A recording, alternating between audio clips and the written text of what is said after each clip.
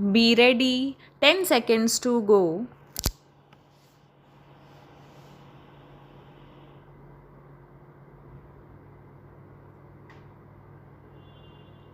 Start. Honorable members, in order to develop healthcare facilities across the country, commensurate expansion in medical education is equally important. In 2014, there were only 387 medical colleges, but today there are 562 medical colleges in the country. In the last 6 years, there has been an increase of over 50,000 seats at the undergraduate and postgraduate levels in medical education. Under the Pradhan Mantri Swasthya Suraksha Yojana, the government has also sanctioned 22 new aims. The central government has laid the foundation for historic reforms in the field of medical education by establishing the National Medical Commission along with four autonomous boards. The decades old Medical Council of India has been replaced with the National Medical Commission as a part of these reforms. Atmanirbhar Bharat Abhiyan is not just confined to manufacturing in India but is also a campaign aimed at elevating the standard of living of every Indian as well as boosting the self confidence of the country. Our goal of an Atmanirbhar Bharat will be further strengthened by self reliance in agriculture. With this idea, the government has over the last 6 years attempted to bring positive transformation in the seed to market system so that Indian agriculture is modernized and also sees growth.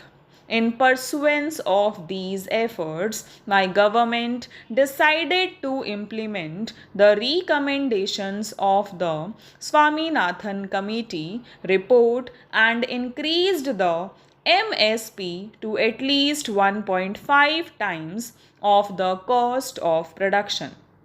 Today, my government is not only purchasing record quantities at the MSP but is also increasing the number of procurement centers. Widespread improvements are being brought in various sources of irrigation. Following the mantra of per drop, more crop, the government is not only completing the pending irrigation projects but is also delivering modern irrigation techniques to the farmers. In 2013-14, only 42 lakh hectares of land was under micro irrigation, whereas today more than 56 lakh hectares of land has been brought under micro irrigation. I am happy to say that through their hard work, our farmers are augmenting the efforts of the government. Today, the food grain availability in the country is at a record high.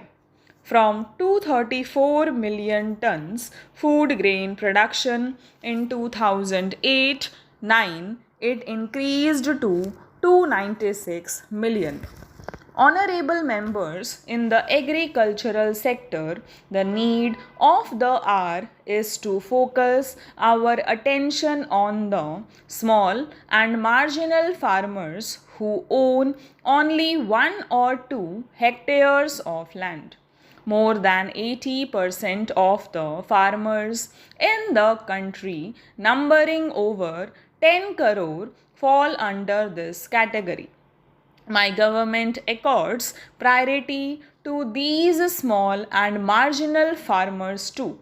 In order to provide expenditure support to these farmers, almost rupees 1,13,000 crore have been directly transferred to their bank accounts under Pradhan Mantri Kisan Samman Nidhi. Pradhan Mantri Fasal Bima Yojana has also benefited small farmers of this country.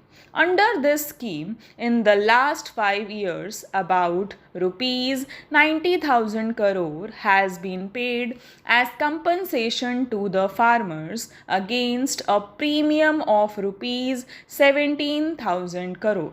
The mission for setting up 10,000 farmer producer organizations by bringing together small farmers of this country is also an impactful step.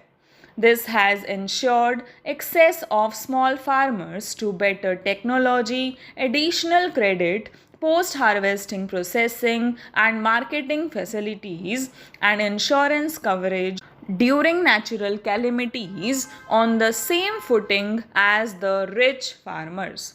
This has also provided an alternative to farmers for securing remunerative prices for their produce and generating greater savings. After extensive consultation, the Parliament approved three important farm reform bills 7 months ago, namely the Farmers' Produce Trade and Commerce Bill, the Farmers' Agreement on Price Assurance and Farm Services Bill, and the Essential Commodities Bill. The benefits of these three important farm reforms have started reaching more than 10 crore small farmers instantly. Appreciating the advantages that these reforms would bring to the small farmers, several political parties too had from time to time expressed their support. The discussions over these farm reforms in every part of the country for over 2 decades and the demand for these reforms at different fora were also reflected during the deliberations in the House. Presently, the Apex Court has stayed the implementation of these laws.